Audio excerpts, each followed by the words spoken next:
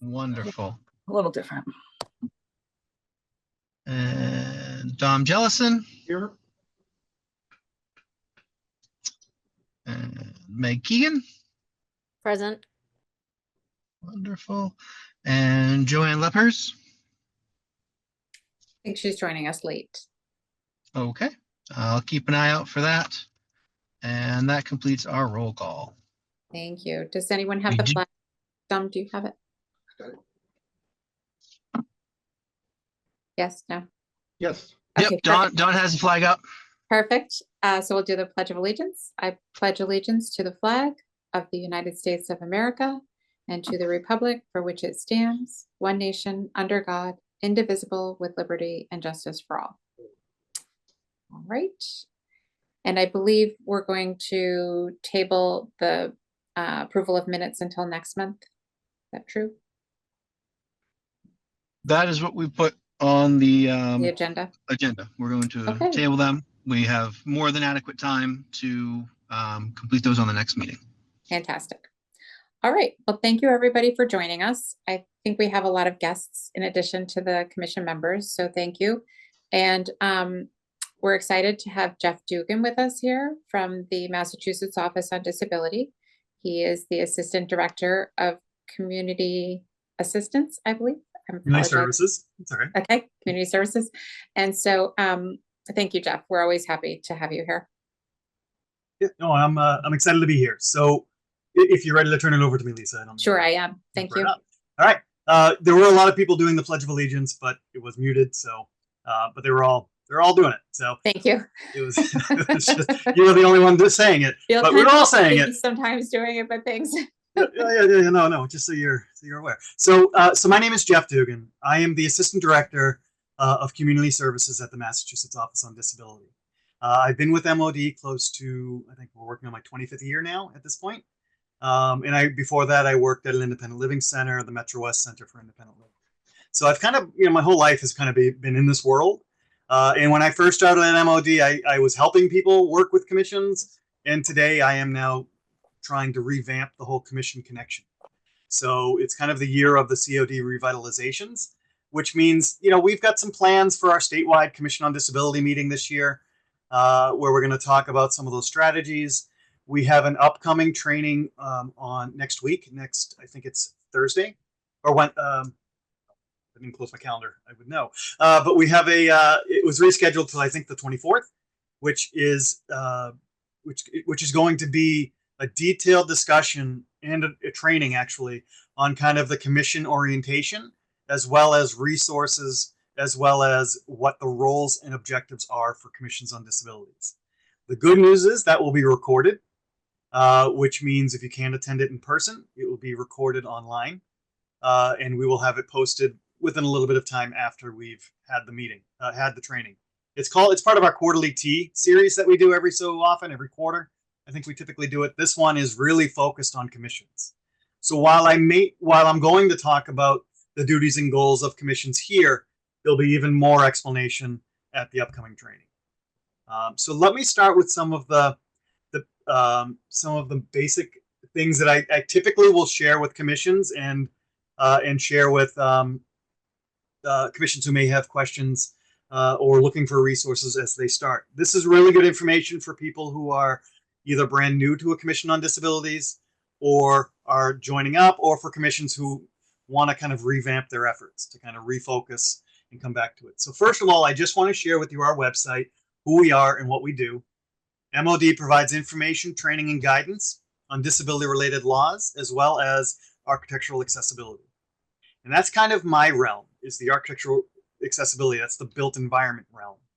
I also deal and work with coordinating with commissions on disabilities as well.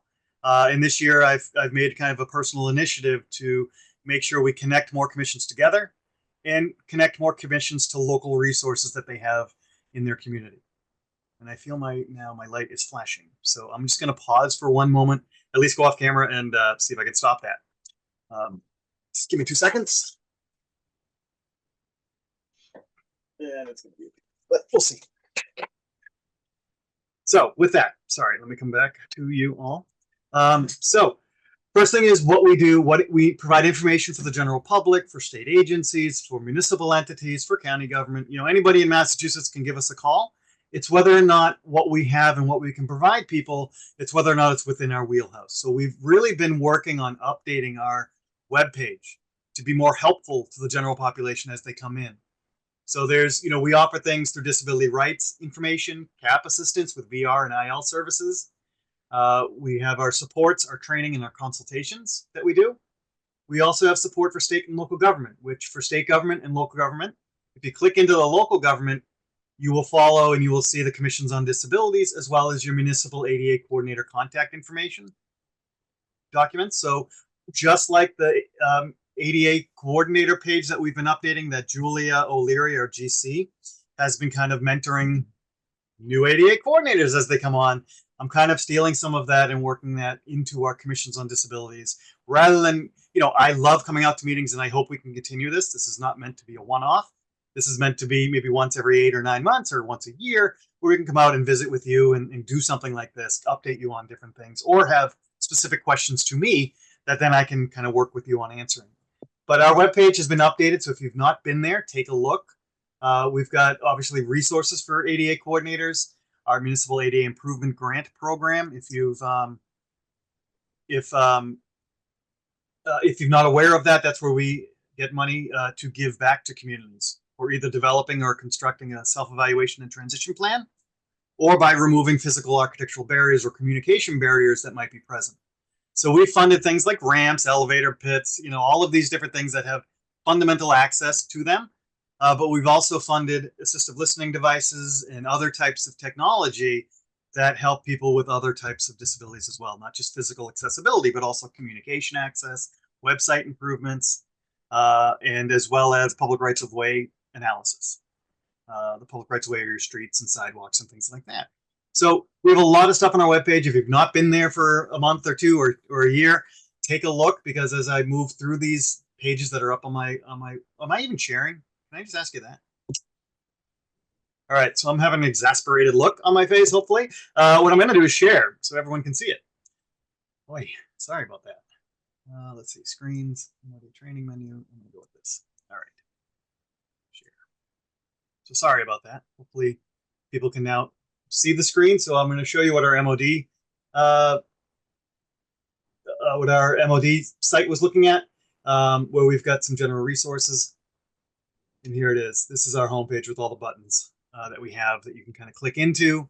And if you're looking for any of these topics, you know, consultation, this is going to lead you to, if you have questions about disability rights law or physical accessibility, it's going to lead you to a different page, although it's really clunking down right now on my web. But it will lead you to all different pages to kind of figure out what we can help with, what we can't help with, and maybe who the right person to communicate with would be for your questions. So, you know, you might reach out to your local independent living center. How familiar are you as a commission with the CAPE Organization for the Rights of the Disabled? Are you familiar? Have you ever talked to them? Have you ever worked with them? As a commission, you know, as a commission, that is something that I just want to put out there. And one of the resources we're going to talk about today is your local independent living center. We've been kind of working some back channels to see if they can be in more of a support role for commissions as well. And some of them have taken it on. Some of them are kind of thinking about it. And we're also trying to think about how we can assist with that as well. Sorry, I'm gonna try not to sneeze. It didn't work, so I apologize. So working from there, from our main site, I just want to go over our training menu. This is where you can find out what kind of trainings we are offering to people. And depending on the topics, we have ADA trainings, we have ADA coordinator trainings. I'm not going to go through all of them, but employment in the workforce. So commissions are not just physical access or just stuff like that. You can also realm into the world of housing. You can realm into the world of employment. So this is where you can learn about some of that stuff and also be aware of what rights people have. These are pages that are constantly being updated as they go through. So the third page I want to look at is the CAP assistance with VR and IL services. So if you feel like you might not be getting, if people come to you and feel like they're not getting appropriate services from the Mass Ability, which was the Mass Rehab Commission, or the Mass Commission for the Blind, or from a local independent living center, our client assistance program can help kind of figure out how to solve that that issue you might be having. Each state has one, has a CAP program, client assistance program, and it is housed in Massachusetts in MOD. So we have 2 advocates dedicated to working on those types of issues. And if you scroll down a little bit, you're going to see table of contents. Every page typically has a table of contents. So let me move to the disability rights and access page that we have. And you can see that there are close to 9 or 10 different subtopics, such as main disability laws and definition of disability, education, effective communication, physical access, public places, service animals. So you can go here and find any information you might need on disability rights and access in a fact sheet kind of form. So let me just go to physical access. I think we're still working on that page, and I have a lot to do to that one. But in employment, you've got things like employment, government programs and services, and the employment section will lead you to the other page we have, disability rights in employment. When we do that, when we click that, we navigate to the disability rights and employment page, which again has 9 to 10 subtopics on it. Like, do disability protections apply in your situation? Reasonable accommodations in employment. So if people are asking you about employment-related accommodations, we have a page for this, a fact sheet for it, that people can reference and look at, and then they can also call us if there's concerns, if they have some questions about what they've read. We also have things on our website, such as Disability Employment Frequently Asked Question video series, our YouTube page, which is MASS Office on Disability, will get you to our YouTube channel, which has a lot of different trainings that we've already had. In fact, that's where our Commission on Disability Orientation training that we're having next week will be posted once it's got the captioning and the ASL interpreting and everything with it appropriate. So check out our videos on our YouTube page, because there's some stuff there that can help you as well. Just pointing it out, we have tips for hosting accessible events and meetings. So what does that mean for other people that are here, maybe from the town? Making sure you're hosting accessible events and meetings. It's not just having a physical location that's accessible. It's also ensuring people can participate and communicate effectively within those programs and events and meetings. So making sure, you know, your documents are tagged appropriately, making sure your slide deck is accessible if you're sharing them.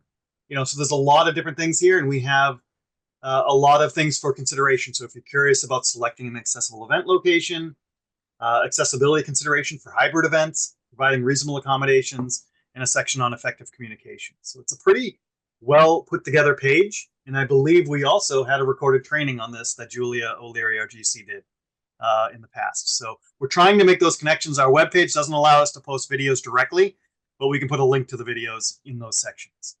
So, you know, for me, this is an easy change that I've seen on our webpage. I'll be honest with you, it can be very confusing if you've not been to our webpage in a while and are wondering where old things used to be.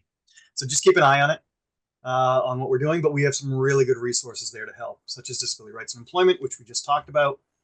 We've got disability rights and housing as well, which is a core topic that we tend to get a lot of calls for, and we try to give the information through these fact sheets. The kind of last sort of resource that I just want to share for other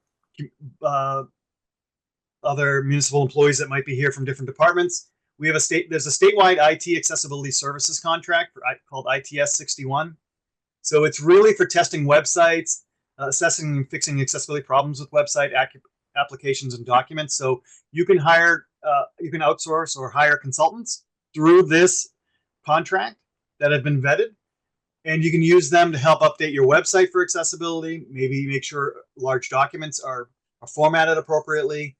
They have training that they offer, as well as providing how to provide accommodations for employees if you're using legacy type systems. So there's a lot of good information here.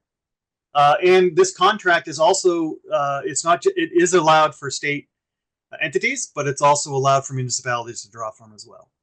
So it's just good to have. Again, all of this information is going to be shared with you tomorrow in the links that I share. So we are now getting to where I want to be, which is the Commission on Disabilities, and we have our new webpage that we are still developing, but it's coming together pretty well. So we have, a lot of this stuff that I'm going over now will also be covered at the training. So we have what is a Commission on Disabilities on this page, and we really, using 8J as our model, we pulled and we created that document that I think someone referenced here which was the, I'm just scrolling down to see if I can find it, because it's a long page. So, I'm sorry, I'm just trying to find it. I just want to scroll to it. All right, well, oh, sample operating guidelines. And I wish it was more towards the top, but it's not. So sample operating guidelines, which I did pull out and brought into a PDF to put it on the screen here for everybody. And I'm going to go through this first before I do anything else, because I think this is what you really want to hear from, and I'd like others on the video to see it as well. So we've created sample operating guidelines and goals, and if you see me looking to the left, or my left at least, this side, it's because I'm looking at the document. I don't have it in front of me because I want to see you see the commission. So sample operating guides, we put this together as of November of 2024. And this also lives on our website, and it is also digestible in topics on that Commission on Disabilities page as well. So to go through this, these are not bylaws. These are internal operating guidelines, as well as goals that you can take on, as AJ talks about. So we've tried to help with some operating guidelines. We come in with title and purpose, and commissions are advisory boards. We just need to remember that. They're advisory boards to their appointing authority, which means you're working with local departments to try to resolve these issues. And I'm going to talk about some resources for you, such as, your local building inspector. If you see a project that's underway, it might be time to, and you see a concern or notice a concern, or if someone voices a concern to you, you may raise it to the building inspector, who might be able to assist you in trying to resolve the issue. At least if it's a state building code issue, accessibility issue. The ADA coordinator can try to work with you to help with any programmatic or Title II related deficiencies or things that may come across your desk, or if you're working with them. So having those two relationships, as well as, making sure that you are friendly with your, select board in Sandwich? So making sure you have some connections with your local select board, your local planning board. There's going to be a lot of this, and we're going to talk about kind of those functions at the quarterly tea. But having those resources at the fingertips can really be helpful for you if it's just something that needs to be handled by another department. Also being involved with the other departments is pretty important, because you want to make sure they know you're there, right? It seems like there's good support for the Sandwich Commission. You just want to keep reintroducing yourself to those main players to make sure that that people remember you and also are going to be interacting. Meg, I see a hand up. Could you give us like an example of another town of what that might look like? Like what type of relationships how a relationship would look like with a board of selectmen?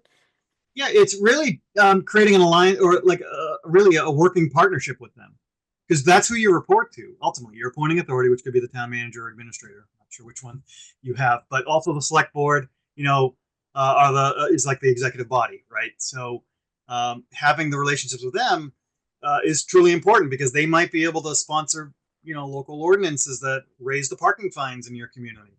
Or they might be working on a project when the school project comes out. They may want to hear from the commission about, do you have concerns about these? Working with the planning department or Parks and Rec if they're doing playgrounds and outdoor rec areas. That's a huge thing that's boomed since COVID. I mean, it was big before, but really boomed for COVID for like the trails and nature trails. So, and just on that line, I'm actually going to be on the Trails Access Working Group. Trail Accessibility Working Group, the TOG, to try to figure out how we can do better with our trail systems in Massachusetts to make them more usable for everybody. So it's those types of things, meeting with the planning board, maybe working to get those plans given to you before something is signed off on. In fact, I am the person that gets the plans for Situate, where I live, and I'm on the commission. So I will do a cursory review of those plans for municipal projects only. I'm not doing private. I don't have the time or the bandwidth to do all of that. But for public sponsored projects, where I offer the feedback, at least from the plans. So kind of building those relationships. In Andover, they've built it with the building department. They've built it with their conservation commission. They've built those relationships through hard work and really working with them to do that. It's making yourself available to them if they have a question for you. And it's also advertising that we can be a resource to you if you want to come to us and ask us questions. And that's really one of the main focuses is on the public body center of, working with the departments. Also, you also have some responsibilities with Title III entities as well, your private businesses. But right now, depending on how you feel, I would focus on Title II stuff and make that a commission's priority, right? Making sure that the town program, services, and activities are accessible to and usable by people with disabilities when they're viewed in their entirety. So, those types of projects that are going on have an impact. And that's where the commission can really step in. So let me first start with kind of what these are. So really the title, let me take a step back first, because I think it's important to share two things with you. One being Chapter 40, Section 8J. It's just good to have this as a resource. This is the enabling statute to form a commission on disabilities that has to be voted on, in your case, at a town meeting, which it already was. So that's good. You're all set. This is just the paper that goes with what was adopted, so you have it. New members should read this and understand this as it's explained in here, because this sets out the goals, really the 6 goals in the MGL that we translate to 7 or 8 goals in the work that you can do. So, and we're going to focus on those as we go through this. It talks about the membership. It talks about how to set it up and all that stuff. We've also got 22G, which you guys are talking about and I believe has been adopted, which is the parking fines. So you just need to make sure that those monies are used for public good. For municipal projects, it really can't be to John Smith who wants a ramp onto his home. It's got to be really for municipal related projects. And it doesn't just have to be physical accessibility. It can be communication or effective, or documentation stuff that you help with. Or like what we do in Situate, we buy equipment for places. We've bought a lot of accessibility equipment for our public libraries, for the Library of Things. And we've donated them like the scanners that you use. I think it's a pen you can use that you can kind of scan over the text and it will read it to you. We've actually done iPads because they have accessibility features that are pretty top notch built into it that people can lend out and use. We've done beach wheelchairs. We happen to have a beach, so we've got 3 or 4 that we've purchased over the years, as well as a lot of other kind of other capital projects that we've helped invest in. Not that we get a lot of money, we don't, but when we collect it, we gather it, we let it save up, and then we use it, and we use it for some pretty good items here. So you can be very creative in the use of those funds, and that is something that we probably should talk about once you kind of get that set up and everything's kind of going there. But I just wanted to share the MGL with you so you had it.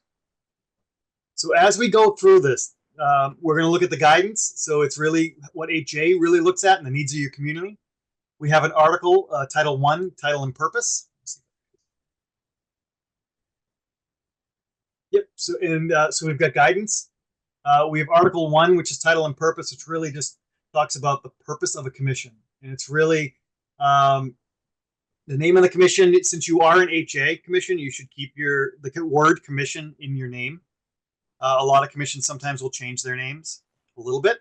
But since you are a commission, you should really keep that word in there, depending on what other name you want. Commission on Disability is a universal known, at least in Massachusetts, a known entity usually. So don't make it too difficult, but I know like Eastham used to be the PACE, right?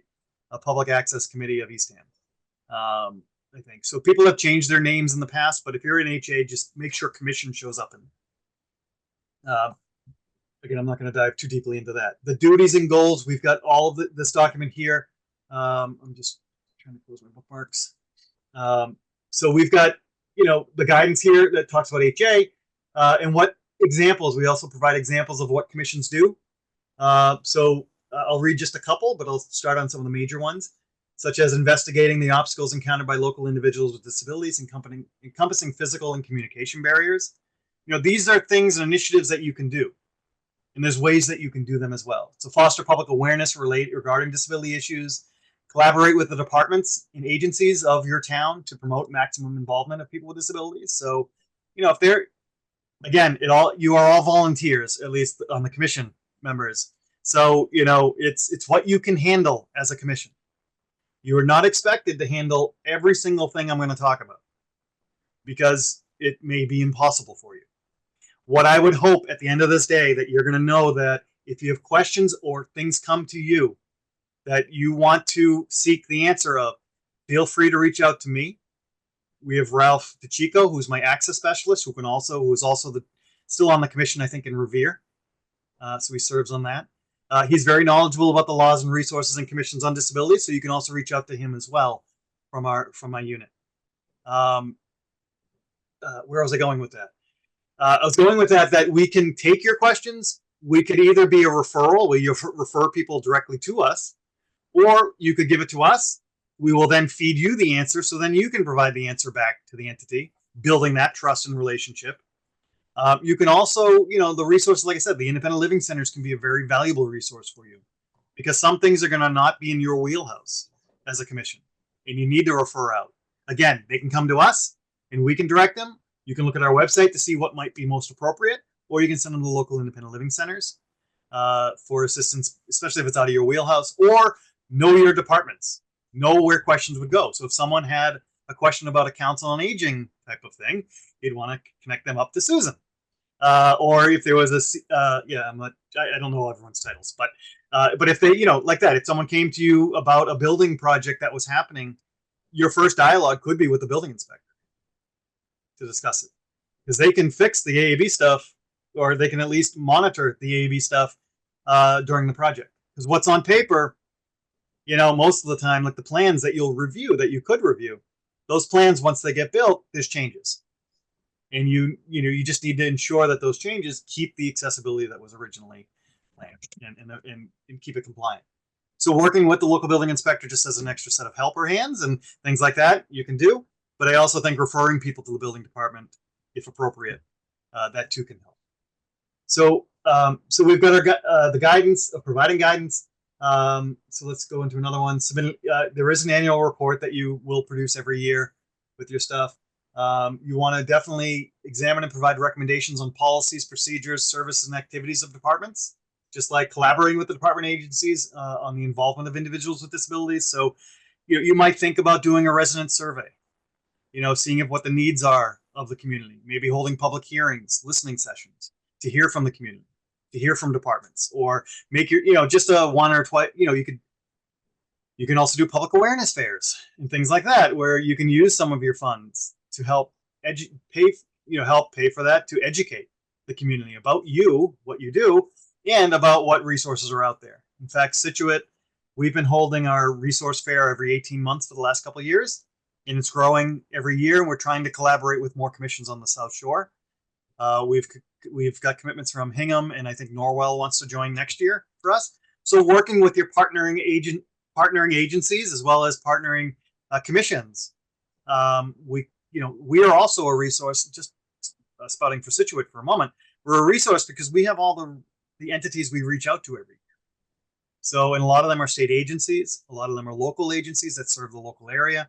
So that's where maybe partnering with CORD might be something that would be helpful to find some local services and things like that. So you're offering guidance, and you do that in many different ways. This also, which I used to call bylaws, but are operating guidelines, are your membership. And again, I don't really want to go into that too deeply, because I think all know it, because you are an HA commission. Majority of members need to be a person with a disability. One should be a town appointee, and one should be a family member of a person with a disability. And that makes up the commission and represents the commission of, with the majority of people being represented by the community we're trying to help, right? So, so we have that. We have terms when you set them up. A quick question. Sorry, what does HA stand for? That's maybe a silly question, but 8J. Yeah. Oh, that's the Mass General Law, Chapter 40, Section 8J, which sets up the Commission on Disabilities and sets the goals and objectives. Perfect. Thank you. And that's why I wanted to share it, because what I'm going to be talking about, the makeup and the actual goals, they come from HA specifically. All right. Jeff, can I also just ask a question? For the town member of the commission, they're a voting member or they're a liaison? So technically under HA, it should be a voting member. That person's a voting member. Sometimes they just open it up for another commission member to serve. Sometimes, depending on their ability. Technically under HA, there should be a town appointed member that can vote. And that keeps the connection to the community, right? The departments, they may be more knowledgeable about what's happening in town to enlighten you on some of those things, but at least creates that connection to the appointing authority. And so is that member usually a select board member, or? We We've seen plenty. We've seen what have we seen? We've seen ADA coordinators. We've seen, and not often, but we've seen building inspectors. That's tough to get to commit to because I know they're swamped. Our ADA coordinator is the building inspector, so he was our member for a time, but can no longer serve that capacity. So Okay. we're looking for a new person, but I didn't know if there were other people besides the ADA coordinator and building inspector and a select board member. Are there ever other choices? We sometimes have like a COA connection. You know, it could also be just an appointee from who the town administrator or manager would pick. Okay. So they could, you know, they could have their administrative assistant be the person, or I don't know. Like we used to have in Situate a formal like kind of meeting goer and note taker, and we've lost that staff person or that person just because of time and money and all that stuff. So we do it all manually again. But that person was appointed by the administration by the town administrator here, and she had the voting rights as well. Okay. Just wondering what our other options were. Yeah, it's really anybody from town. Hopefully someone knowledgeable and willing to and wants to, you know, with a commitment to the commission. Sure. Right. But those are the kind of the fallbacks that we typically see: building inspector, ADA coordinator, or select board liaison. Usually, like we have a select board liaison. They never come to our meetings, but we are always indicating, you know, that's who we report to. Basically, if we've got questions or administrative issues, or we hear Title II stuff, we bring it to our liaison, while also notifying other departments. So they're always kept in the loop. So membership, I'm not going to go into that all the time, but typically all members will serve a 3-year term from now on, pretty much as they rotate through, because you've staggered them at the beginning. You know, members can be removed if they're absent without an excuse. You know, usually it's like, you know, you pretty much let go for like 3 or 4 times, and then you probably have to do something. But there's a formal process for that, and there's a meeting that would be had between the appointing authority and that member before removal. So, and it's really for unexcused absences. So if people are giving you valid excuses and they just are having a tough time, you know, not able to attend the meetings on time, you know, they, at least as long as they're notifying you, that's fine. But again, if you feel that if you feel like there's a member that's not participating or being, you know, or not attending meetings, there is an avenue for removing a member. We don't usually see that often at all, but it's good to know that it's in there. It's in HA. And when it's vacant, the select board or appointing authority would pick a new member for the remaining of the term. And then once that term comes up, that person could move in there for another 3-year term, or other people can be allocated to that position. Yeah, and that's what I really meant. Members can be removed for just cause by the select board following a public hearing, if appropriate. And members must, members must obtain approval from the commission and the select board before making public statements or engaging activities on behalf of the commission. So really, you know, like Lisa, you would really, if Kelly was going to go out there and she's now representing the commission on disabilities, the membership should really be telling you what their plan is and what they are planning to do as the chairperson. So that's the communication aspect of it, making sure you're aware of it. And then if you think it's significant enough, it should go up to the select board, your liaison as well. So that's and basically all members have full voting rights. So that appointed the appointing authorities member that they put onto the commission, if they so choose, that person has full voting rights. There's officer positions. Again, this is for new members, maybe new commissions as they start up, but I always do like to just talk about it. You've got the chairperson, you've got the vice chair, you've got treasurer, you've got the secretary. So those are the 4 roles, and we try to explain what these roles are through each officer's duties. You know, so first of all, a single member can hold multiple offices. There's no restrictions on that. Commissions will elect officers annually by majority vote, or, you know, sometimes you got to follow what your town is advising you on. For us, it's every, I think, May we have to re-vote for who's chair. It used to be every 2 years we could do that, but now they've now informed us it's every year. So you just want to check with your local authority as well to make sure how many, you know, you wouldn't be voting 2 times in a year, I would think, but at least once a year or once every other year for that. But the chairperson, we talk about like their job duties in a way, like developing the meeting agenda in collaboration with other officers, presiding over commission meetings, appointing subcommittees as necessary, which I hear you are already doing. So that's great. And authorizing necessary expenses. So that's your signature pretty much when you, if you do use your parking fines, you're the signature on it.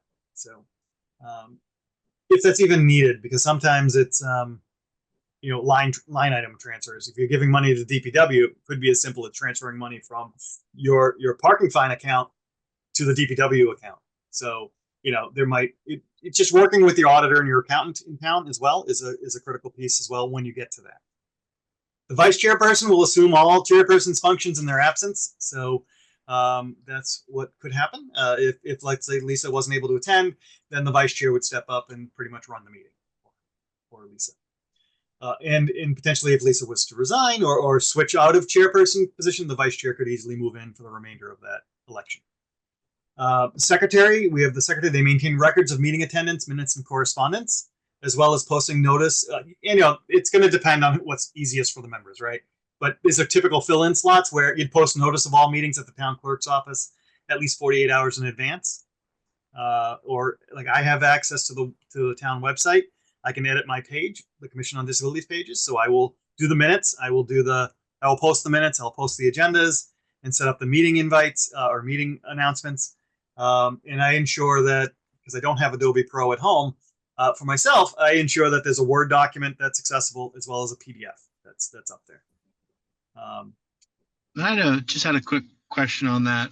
Sure. We've been having, the town does all the postings and whatnot. Is that normal? Like I send it into them and the town clerk posted. Is that kind of a normal thing, or does the secretary usually have access to their page to post the agendas when they're ready? In Situate, they allow the recording secretaries to have access to the webpage. Okay. I don't know what's happening in Sandwich. Sandwich might have a different rule.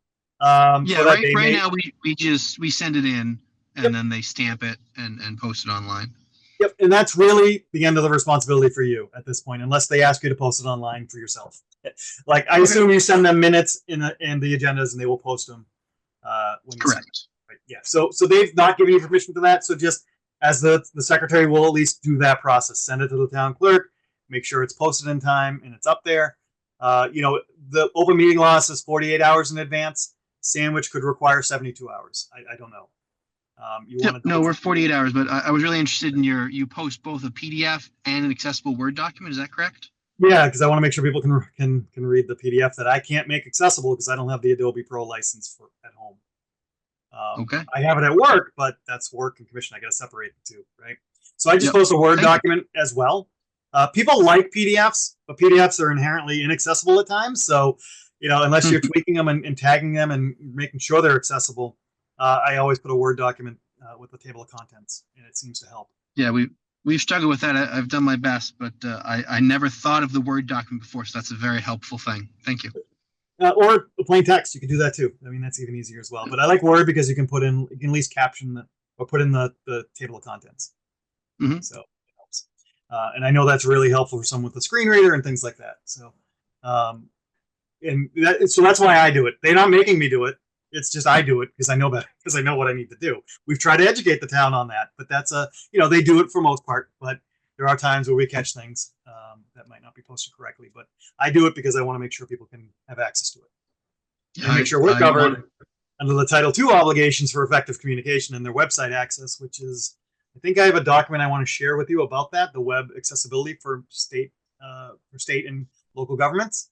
I will share that tomorrow. It's a PDF, a link to something, which I believe is accessible. So, but I will share that, the updates to websites. And that's why I was mentioning that the state contract. I'm just trying to figure out where it lived. But they're on the statewide IT accessibility contract, ITS 61. So if you're looking to, and if you have a website that's old or you haven't updated it lately, and it's got the back end that's maybe not strong enough, you can really work with IT consultants to bring them in and fix your website to make it more accessible. Do you know approximately how much that may cost? That I do not know. But that's something we could apply for one of those grants for. You could apply to our municipal ADA improvement grant to update your website to make it accessible. I think yes, you could definitely do that. You could definitely use those funds for that. So, that's why I kind of link these together because, websites are daunting. I know for municipalities, there's a lot of stuff up there, but if they're looking for website accessibility help, they can find these. We also have people in our office that could try to at least guide them on some of this as well. So if the town wants to reach out to MOD, feel free, because we've got somebody who does work with assistive technology and guidance to communities and as well as state government. So where was I? Go back here. Okay, so and the treasurer obviously keeps records of all the financial stuff, develops a budget in collaboration with the commission if you set a budget, and prepare a financial statement for inclusion in the annual report. Especially if you're using your parking fines, you want to tout what you do, right? What your successes were, because you guys are putting in a lot of time every year. So meetings, we have kind of the section on meetings from HA specifically. We say at least 10 meetings annually. And that's really, depends on your size of your community. For Sandwich, I would expect 10 meetings annually, probably one for the summer and one for the winter off. We do that in Situate and it works out pretty fine. We meet once a month. Some commissions I've heard meet like every other month, not every other month, every other week. But those are larger commissions, and I think Sandwich can get by with probably once a month. But again, it's no fewer than 10 meetings in a calendar year is what we're recommending. I do not believe, actually, I should just double check. I do not believe HJ is going to tell us that. And I don't think it does. That's why we make a recommendation of it in there, because that's really to keep a functioning commission and keep it going. You need to meet, at least almost every month. So obviously a quorum's needed. So you need 51%. What's your membership number? How many members do you have? Anybody? Where are we at, Joe? You have the list in front of you, yeah? Oh. Yep. Sorry. Sorry, Joe. I didn't mean to put you on the spot. That's all right. We have 10 currently. We're missing the town appointee as an open spot. So we should be 11. Okay. Well, that's impressive. That means that really means that Sandwich is committed to it. I mean, we have trouble finding members to serve on the Situate Commission. And if you have 10, that's really good. What I would tell you if you were struggling with membership, which appears not to be the problem, I would say start small with your numbers, but as a new commission, but you're not necessarily new. You've been around for a bit. And you've obviously found a working rhythm with 10 members, or 11 members. We actually just requested to expand a couple ago. So because we had people interested and not enough spots. So it was a good problem to have. Oh, good. Yeah, no, definitely. And remember that if you do run into those problems, you can always shrink that number a little bit too. You just can't go below 5. Okay. Right? Or above 13. In a town of Sandwich, I'm surprised to have 11 members on your commission. But that's really good. More the merrier, right? Spread the word around. You want to do minutes of each meeting? Chairperson or any group of 3 members reserve the right to call for special meetings. So we have kind of all the kind of stuff there. Members should receive notice of meetings at least 7 days in advance. And meetings typically follow the Robert's Rules of Order guidelines. And there's all the different books out there if you need help with it, with Robert's Rules, but it's it's basically parliamentary procedure. So we also have amendments. If you wanted to add amendments to your internal procedures, there are ways to do that. And let me just kind of see here. I haven't read this in a bit. We recommend establishing these guidelines and amending the guidelines as necessary. So, these may be amended during any properly convened meeting with 2/3 majority vote of the members present. So we even talk about how you can go in and alter these procedural stuff, internal procedural documents. Bylaws and ordinances apparently have a whole separate legal value to them. So I can't call these sample bylaws. These are sample internal operating procedures. So it's just making sure that, it also will help set up, right? If you've not already done it, you may have already done it. So I'm sorry if I'm speaking to the choir, but it's good to set up so new members know the lay of the land. So sample goals. This is, we're starting here now at the goals. So the makeup and the formation and the running of a commission is kind of what we've talked about up to here. Now it's the sample operating goals and guidelines. So we offer examples as guidance for commissions on disabilities. They're really designed to align with the MOD, with the Mass Commissions, with Okay. The COD laws. I'm sorry, the way they wrote it, or the way that it ended up, Massachusetts Disability Commission laws. Just would have been easier to say Chapter 48J, but that's okay. So it aligns with that. When considering referrals, it's really essential to have a clear understanding of the who, the what, and the where to direct individuals seeking assistance. So if it's not you, or if you don't think it's something the Commission on Disability can handle, it's either going to be an internal referral to a department that might be able to handle it. It could be an outreach to us, to your local independent living center, to find the resources or assistance there. So again, just having that kind of the pre-thought of, if we get questions about, let's say, ensuring municipal services, programs, or meetings and employment opportunities are available and accessible to people with disabilities. So that's one you should really focus on. That's a real big topic that you should do, because it's going to cover Title II obligations, state and local government operations. It mirrors what the ADA is. It's the ADA language, the fair, equal access to the programs and services and activities. So it's kind of working with that. But this could involve, and this is why I was mentioning it before, collaborating with key municipal staff, such as ADA coordinator, select board, city or town manager. We continued with planning staff, building inspector, Department of Public Works, to review regulation, establish priorities, formulate a plan, and set timelines. So, there's definitely collaborations you can do with your local departments.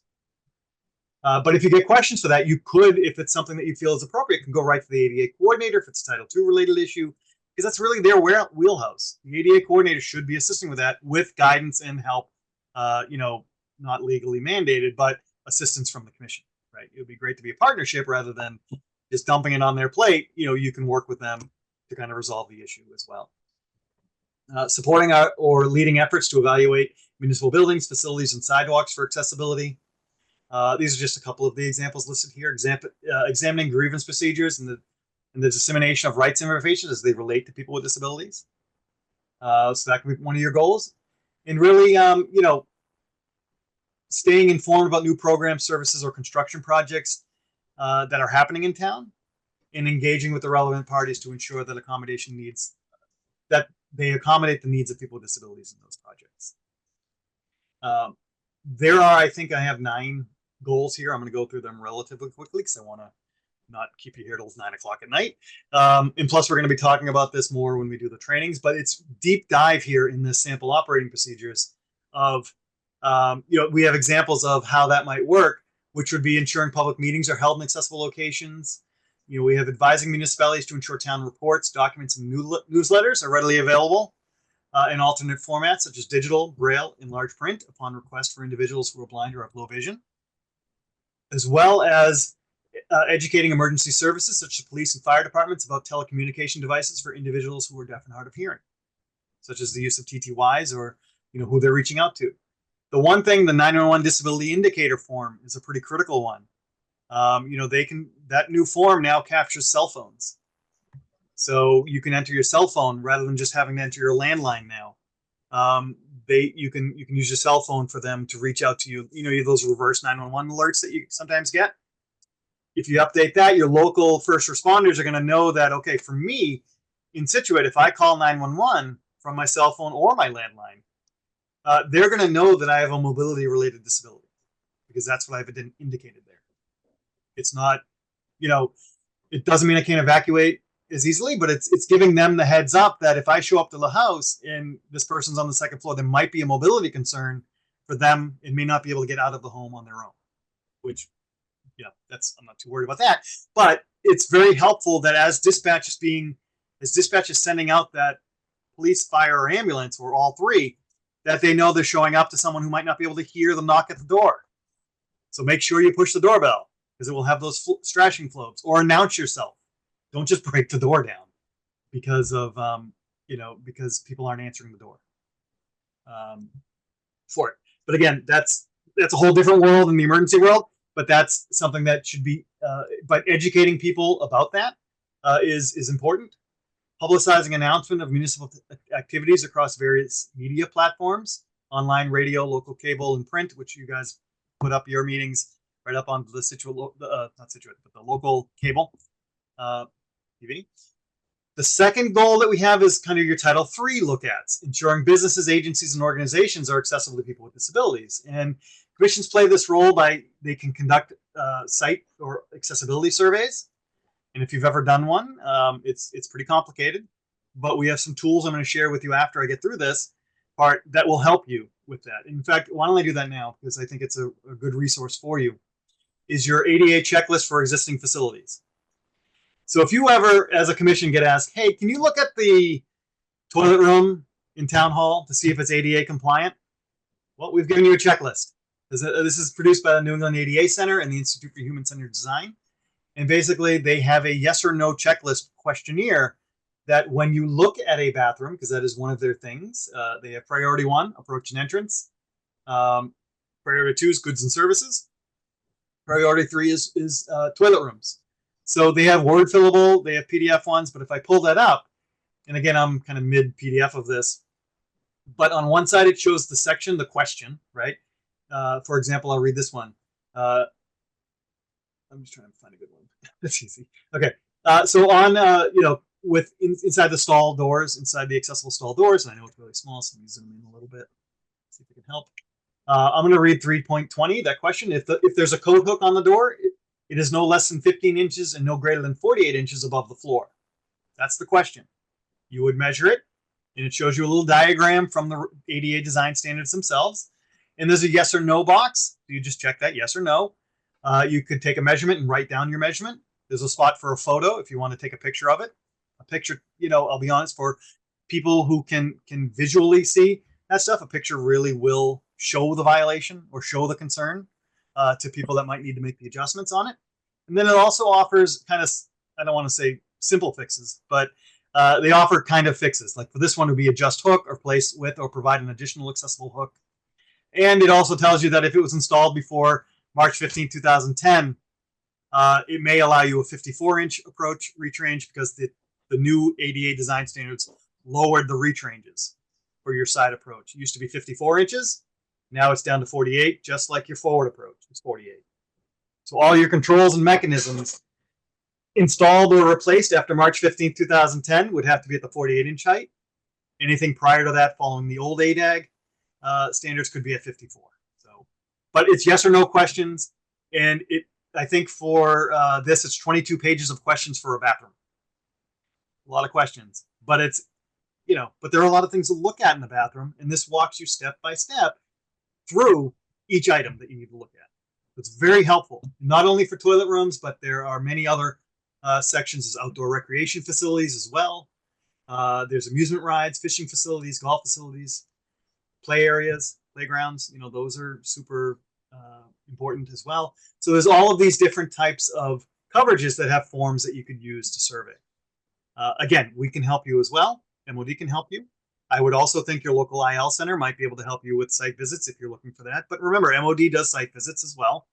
So if you're interested in, if there's a large enough municipal project going on, like a new school, new library, new whatever, municipal building, Ralph and I would be willing to come out towards the end of the project to kind of do a walkthrough to ensure, the 521 CMR codes are being met, and just to be an extra set of eyes for you as a commission and to build that working relationship with your local building inspector as well.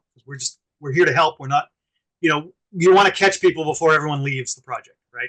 Once they leave, they're gone. It's so hard to get back to them. And if we are able to find some items that can help save the community some money on having to pay for those fixes themselves once they're found maybe 5 or 7 years later, or if they're egregious enough, right away once everybody's gone. So it's keeping that extra set of eyes on it to make sure compliance is built, and that's part of the missions of the Commission on Disability. So with that, so that's one really great resource for helping with those surveys.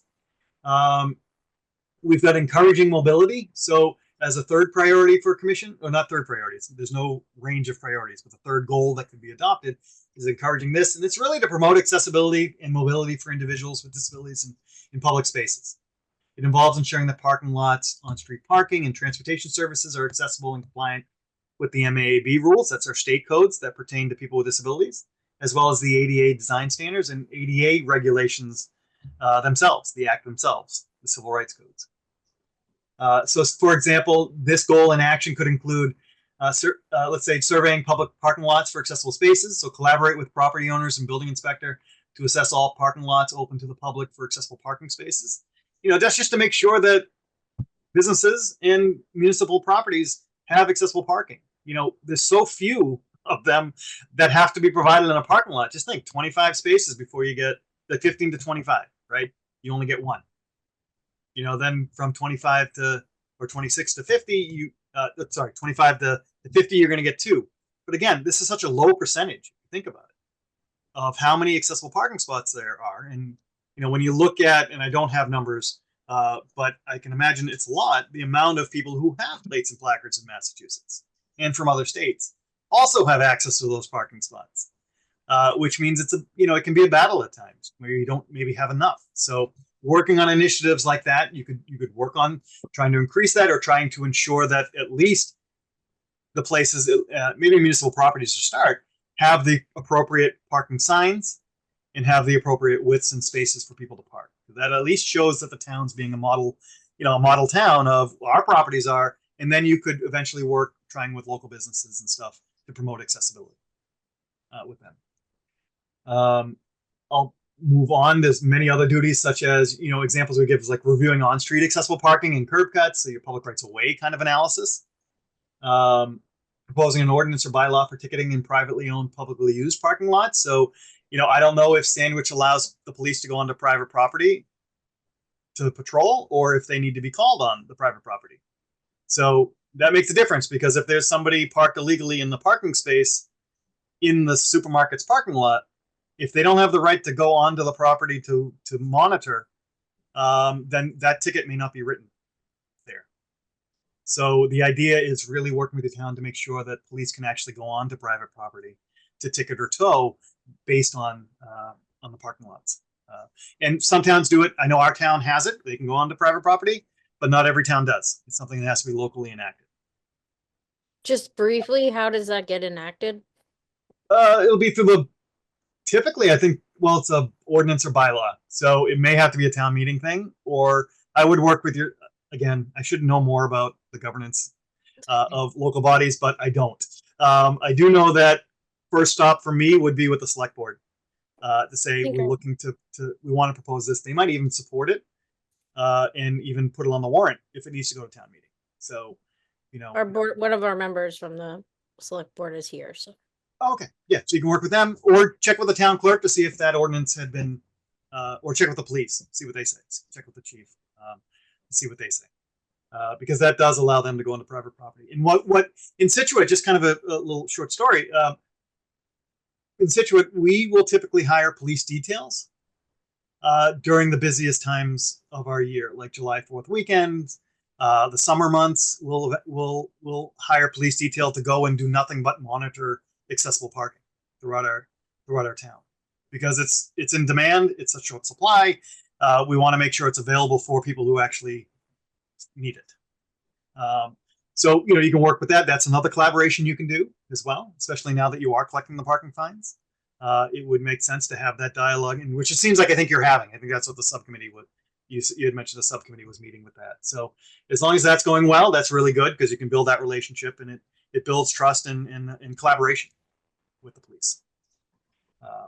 You can work on increasing accessible, affordable housing. Now, here's the thing. That's a complicated topic, and depending on your expertise at the table, you may not have people that are too knowledgeable about housing, whether it be fair housing or whether it be the AB obligations for housing. So this might be something you might refer out.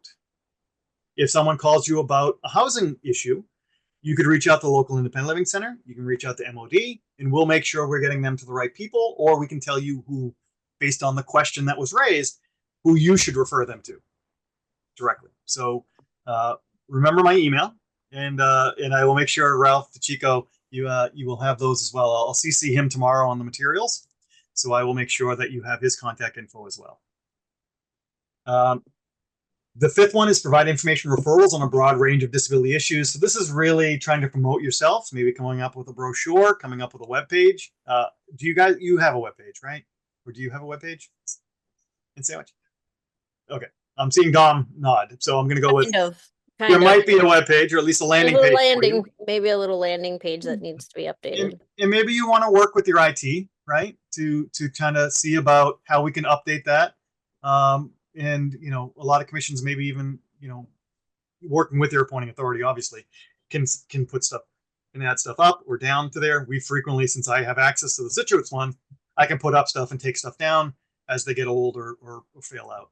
We pretty much post, we don't take down. So that's how it goes with us. But so you want to provide information referrals on the broad range of disability issues. So you could do this by Disability Awareness Month, where you're distributing brochures and flyers about your services, or flyers about disability rights and protections. Additionally, obviously, you can appear on local cable television or radio programs. Again, that's up to you on how you might want to do that. You want to establish a way for people to contact the commission. So you want to make sure there's a direct line to someone on the commission getting the inquiries that you get, and then making sure that the commission is able to adjudicate them or discuss them at the next meeting, or appropriately on the agenda when it gets on the agenda. And you want to make sure it's easy. So usually it's setting up a website and an email. So if there is an email there, I don't know who Sandwich maybe directs those emails to. Hopefully it's the chairperson. It might be someone else. But you want to make sure that the commission's being contacted as well on those questions coming directly from the commission page. You also want to advocate for the rights of individuals with disabilities and disability groups. So, you know, that's where the collaborations will working with CORD, working with MOD, working with other commissions throughout your communities, around the community, would be very, very helpful. And we actually say that collaborating with relevant officials and organizations, partnering with MOD, and working to pass legislation for disability rights, which could include engaging legislators. I hesitate with that one just because there is, you know, you have to be careful because you are a public body. So you have to be careful about, you know, your advocacy and legislation. So working with CORD, in the background, you won't be proposing it, but you'll be working with your independent livings to promote accessibility initiatives that they help, that they might do. So it's things like that. We've got the 7th one. We have educate the public about disability issues. So a lot of that could be like your local awareness, and doing those, either doing reach outs to people. I would say ensuring people at the Council on Aging are aware of the Commission on Disabilities, because that's something that I think you might find either membership, or you might find people with some questions and issues that they might be finding throughout the town, right? Because they're, you know, so and then we have some other considerations here, which determine the number of people in your community, which I'm going to share with you tomorrow as well. But there is a population vulnerability data map from MEMA, and I know it's hard to see. I do know it's hard to see. I try to get Natick kind of in the line here, but I can't move this little box, so it's hard for me to move and zoom in. But it's going to tell you basically for Natick, there are 4 census tracts that Natick has. And each one of them is broken down by total civilian non-institutionalized population. Then they break it down to population with a disability. And then they base it on age as well as, and I have Natick. Why do I have Natick? I'm so sorry. It's Sandwich. I will look up Sandwich. Why don't I do that? It'll be a live exercise. I don't know why I was choosing.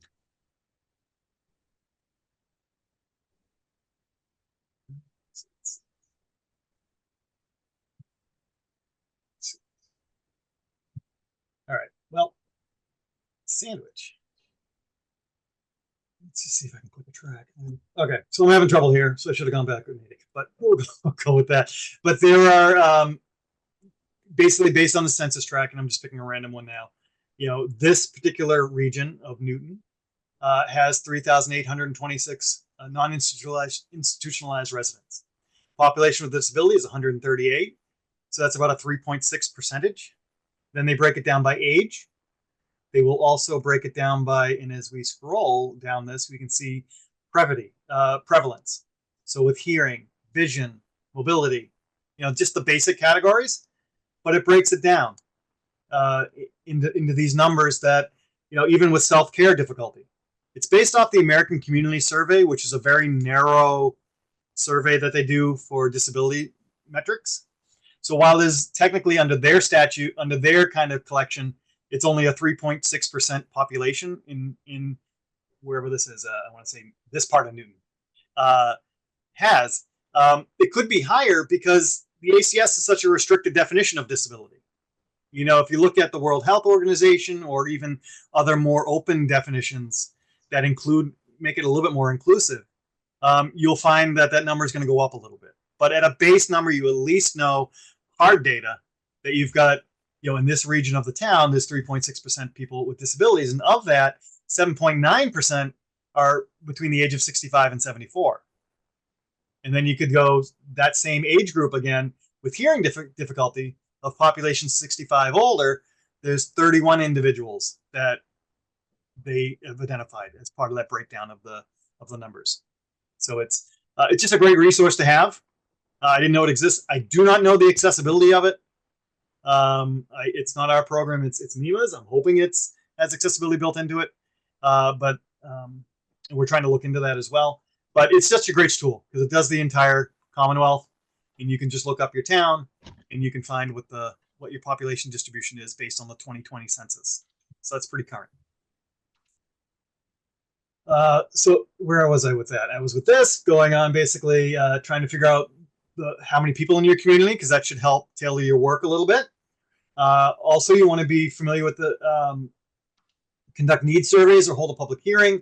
That's where I was really getting to. Some commissions find it really beneficial to send out a mailing in something that most residents will get, or put out a survey out there asking people, you know, what their concerns are. It could be anonymous, could be whichever. Some communities have done that. I could link you up with ones if you want that have done this in the past. But it's try to get a needs survey. Like what are people interested in? What are people's needs in your community?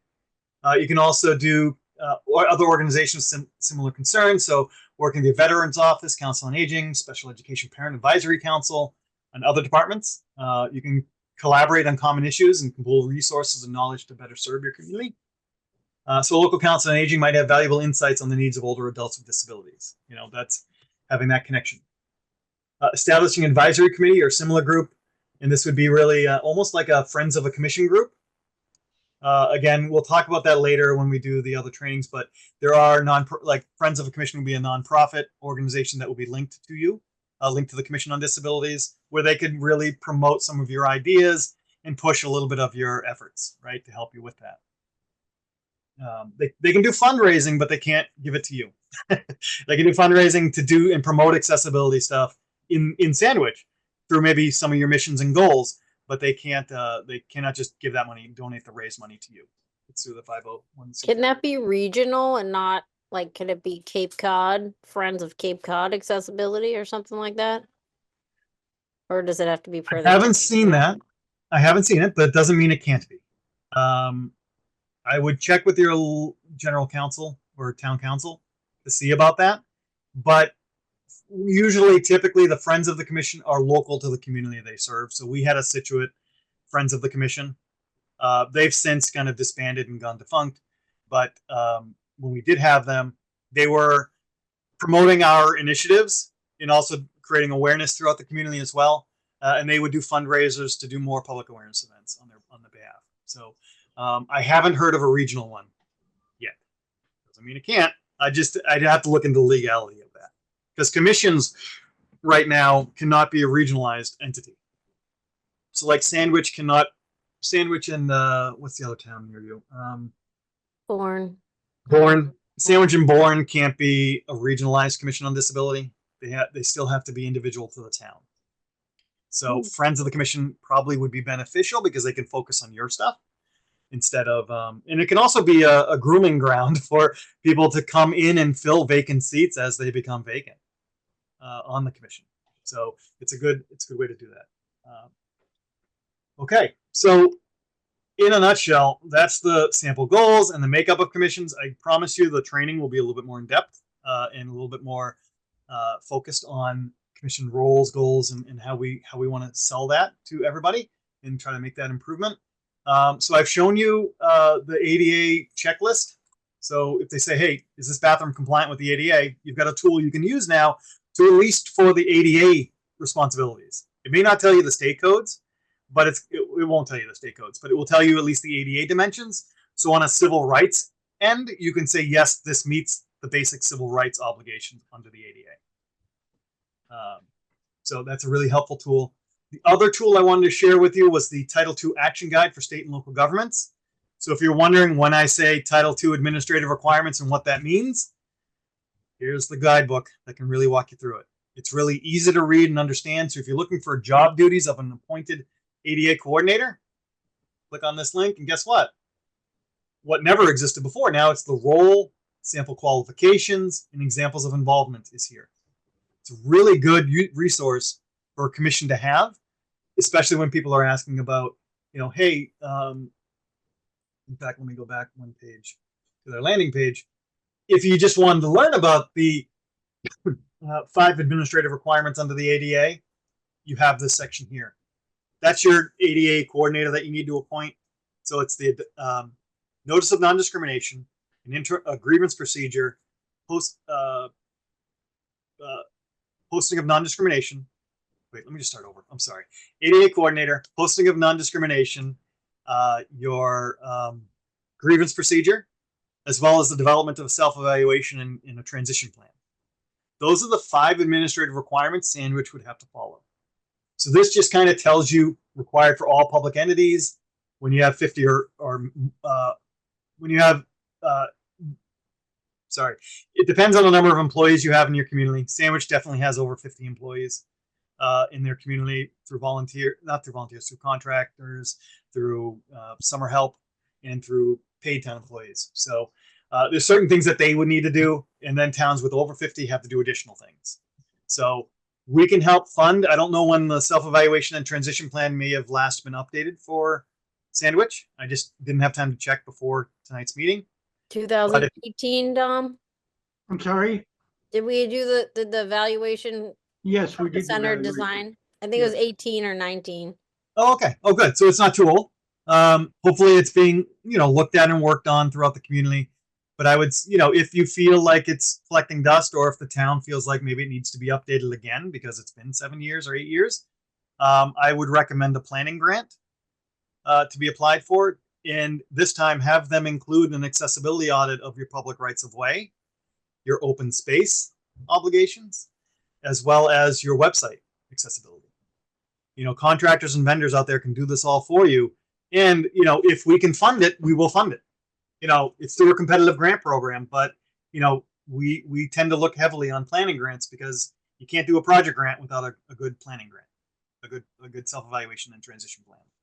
So is that like, can the IT person, because they've applied twice for that grant for the website, can they reach out to you to get help? Yes. Yeah. They should reach out to Evan George, actually. And let me put his, or I'll send Evan George's contact info for the municipal ADA grant to you guys. Well, let me just, is this our comments? I've talked to him before. There are comments in the recording, I guess. I don't know if that happens, but I just don't, let me share. It's a state. It's whatever. It's just not to deal with it. Evan.george@mass.gov. If you put it in the comments, I'll put it in the meeting minutes. Oh, perfect. Okay. Evan.george@mass.gov. Okay. So yeah, I popped that into chat. Hopefully There. let me know if you can see it. I'll make sure. So he's the one that you would want to talk about that. Planning grants, we try to fund most planning grants. It just depends on how much money we have and the feeling, we have to do project grants as well. So we can't fund every single planning grant. But did we pay for your planning grant in the past, or? We applied twice and he wasn't able to get it. I've asked why, but I don't know why. So that's Okay. why I was wondering if you guys could help him out, figure out what he needs to do. Okay, yeah. And Evan George can help. Now's the time to reach out to him. So, because our next grant cycle is going to open up in May of 2025 for the 2026 FY26 season. So, Thanks, Jeff. so yeah. Hey, so Jeff, I think that the reason that we didn't get, this is Shane Octor from the board of the select board, is that we didn't qualify because, jokingly, we have like too much money, like we're just above the line to get some of these grants. So is there anything that, from a planning perspective from our side, that we should put in the grant application that would maybe assist us with getting some funding? Yeah, I would say, that it's been 7 to 8 years since the last self-evaluation and transition plan. It might make sense to apply for the planning grant with the argument of our previous self-evaluation and transition may not have captured the public rights of way, may not have captured our website accessibility, and may not have captured our open space plan, accessibility plannings. And we're looking to update an existing thing. So it should be a little bit cheaper to update because they don't have to recreate the wheel, but they also can add in these other things that still need to be looked at from a community, but are not often included in a self-evaluation and transition plan. So that's where I think you could sell it, that like when we did it in 2000 blah, I think it was 2017 or 18 or 19, Right. that we just, we didn't put that in there. We want to include it now to be proactive as a community, and that should help. But I think also reaching out to Evan George, he can tell you he can talk to you about how to at least make your application enticing. Okay. So he can at least work with you on that. And it's a selection committee made up of other members. It's not even, we have like 1 or 2 MOD representatives, but 3 other state agencies or advocates out there that make the selections every year. So it just might have been that we granted something. I think for Sandwich, we may have granted you something for a project grant in the past. And they might, I don't know. I can't say there's a cooling off period because there really isn't. We get granted, mini grants. It just depends on, we always get about $12 million in asks around that. And this year we had 5 million to give out. Next year we have 6 million. So the FY26 cycle will have 6 million. And I think the FY27 will have 7 million. And then I think we're up for renegotiating what this grant will look like moving forward, because I think that'll be the 10-year cycle that we were allowed to do this. But Evan George is definitely the one I would strongly urge to reach out to. He can do it soon because he's in these types of discussions with other communities, especially if you were denied. He's looking forward to talking to people about why they were denied and maybe how to better it. Maybe some rationale on why. All right. Will you be able to reach out to him, Shane, and get back to us? Yeah. Can somebody, I'm assuming that Joe or Meg, you're going to get the notes, and if they can give me an email address. Yeah, I'll text it great. to you. I might Yeah, that'd just be jump in a second here. Hi, everybody. My room is green. I don't know why. A couple of things. Our IT director has been in contact with Evan George. We're in communication with him. We worked with them in the past. We have had some successful applications. We did not apply for a program planning grant, which is what you all have been talking about. We applied for some specific tools to help us make historic documents more accessible. So I think we should talk with the commission about what they would like us to do for this upcoming year. And then we could tailor our application that way. We will 100% work with Evan as we have in the past. Okay. All right. And I'm sorry that if things were not funded this year, it was, it's a busy cycle. Like I said, we keep always trying. We'll keep trying. Well, no, but keep trying. Don't Don't worry. not, because there's so many angles we look at. Like, have we awarded you recently? Who's not been awarded in the past? Who's been awarded in the past? How many times a place has been awarded? So there's a lot of consideration, and that's just one part. We also look at demographics. We also look at other types of things that you might want to promote in your application, so it's aware to the selection committee. So, and that's where Evan can really help guide you on that as well. And I think you're aware of that, Heather. So that's good. Yeah. So let me stop. Heather, if you want to come so that we can be on the same page with stuff, or Shane, that would be really helpful, because it's better for us to know than to not have all the information shared around. And the final thing I just wanted to talk about was and I'm sorry, I'm well over time, so I apologize. But I feel like we're having a dialogue, so I like it. So I'm almost done, promise. The last thing I just wanted to share with you was CORD, Cape Organization for the Rights of the Disabled. You should really reach out to them, and I would specifically probably recommend reaching out to Kathy Taylor. If you go to the Contact Us page, or it may not even be here. Kathy Taylor, she's the Director of Services. You would want to reach out to her at least to kind of see how you as a commission and them as an independent living center can kind of work together and kind of bridge that maybe there's things you can help them out with as a commission. Maybe there's things they can help you out with, because you want to build that dialogue and relationship with the CORD.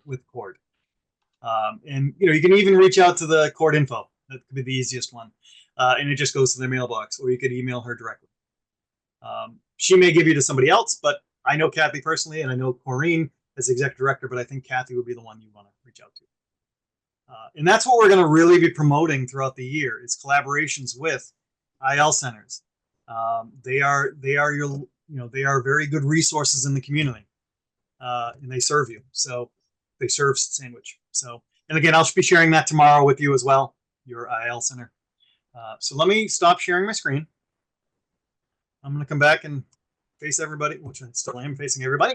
Are there any kind of lingering questions that you have? You've been a very good audience. You've listened to me for close to an hour and almost a half. So I'm sorry. But let me just stop here and see if there's any other questions. If not, I hope this can be more than a one-off. I really would like to work with you over time. Make a commitment, maybe every 6 months or every 8 months or a year, where you can invite me back out, or Ralph can come out as well. I'm going to be introducing him to commissions on disabilities as well, so he can start attending some of these meetings where it might be difficult for me to meet, because I can't meet with all 200 of you, the commissions throughout the Commonwealth.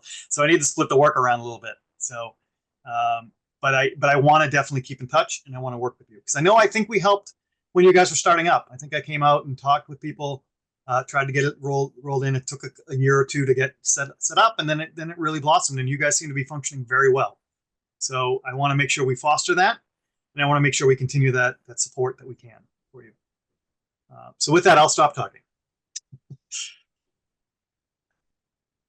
And if there are no questions, I want to thank you for having me out. MOD thanks you for having us out, and I appreciate everybody on the call, including non-commission members. It's important to see, and I really like seeing that. And I hope you guys it's only Wednesday, so can't say have a great weekend yet, but when it gets to the weekend, have a great, I think it's a long weekend this weekend. So have a great one. I just want to say Thanks so much, thank you Jeff. for coming, and it was a great presentation. Really learned a lot. Appreciate it. And thank you. Thank you. Yeah, Thank thank you. you. All right. You've always been informative here. So. Yeah, it's been good to see you. You've been a long timer on the commission, if I remember correctly. There, and a long-term advocate as well. I've worked with you prior to the commission as well. So it's good to see you. And I'm glad. Good to see you too. Still fighting the fight that we need to fight. So with all that said, and I don't mean fight physically, I mean we're fighting for equal access, equal inclusion, and all that good stuff. And I hope we can help you do that. Help you reach that goal. Thank you so much. I did put I don't know if it shows up on the end, but I put the quarterly tea information in there. Yeah. It's Thursday, January 23rd from 10 to 11:30, and there's a link to sign up. I can share that with anyone that needs it. Brendan Bride usually attends that, our ADA coordinator, building inspector. All right. Yeah, that'll be really good. And again, it's going to be another conversation like this, but more in depth and more kind of structured with an actual training slide deck. So I've been working hard on that one to try to help and really to make it easier for commissions to understand what their roles are in the community. Jeff, that was very comprehensive. Thank you. And thank the commission for inviting us. There are several staff here this afternoon, this evening. So thank you. Yeah, thank you. And thank you everyone for listening to me fully. So with that, I'm going to say goodbye. My night's ended. I'm going to go try to get some dinner, and thank you all for everything that you do. And I look forward to working with you more in the future. Thanks, All Jeff. right. All right. If I leave, I am a co-host. I don't think that's going to do anything. No, not to Heather will have to leave, I think. Okay. Joe, Here do we you go. want to close the meeting? Or, yeah. Yeah. I don't know. Like Joe? Yes, Okay, we've sorry. deferred all of our items for next meeting. Just a general reminder to everyone, we're switching to 5 p.m. from here on out. But other than that, I think we can close the meeting with the future items for the next meeting. And thank you again for coming. Thank you. Thank you for having me virtually. I really appreciate that too. So thanks. Thank All you. right. Yep. So I'm gonna leave. If you all get disconnected, that's yay for you. But hopefully you don't.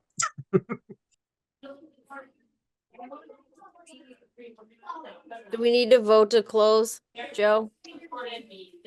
I'm still not 100% clear on that. I had some training that I thought said we don't. I don't think we I have to, think- we still have to make a motion to close. I don't think we have to do roll call to close. Yes, I make a I motion think to you're. close the meeting. Second. I second. All right, everyone have a good night. And again, 5 p.m. next time, February 5th. It's on the bottom of the agenda. Thanks, There you Joe. go. Thanks, everyone. Bye. Good night. Bye. Bye.